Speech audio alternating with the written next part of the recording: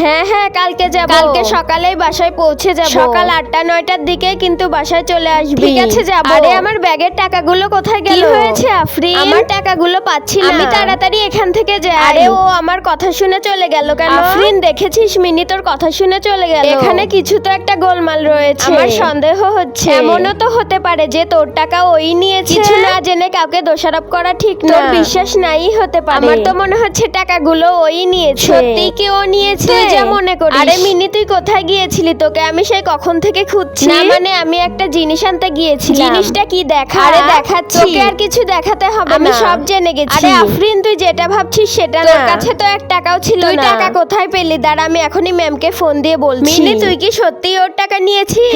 আফরিন তুই আমার সাথে এমন করছিস কেন? তুই এখান থেকে যা। হ্যাঁ আমি স্বীকার করছি আমি তোর টাকা নিয়েছি। তাহলে তুই তখন মিথ্যে কথা বললি কেন? বন্ধুরা তোমরা যদি তোমার মাকে ভালোবেসে থাকো আর এই ছবিটিকে সুন্দর মনে করে থাকো তাহলে ভিডিওতে একটি লাইক করে চ্যানেলটি সাবস্ক্রাইব করে দাও।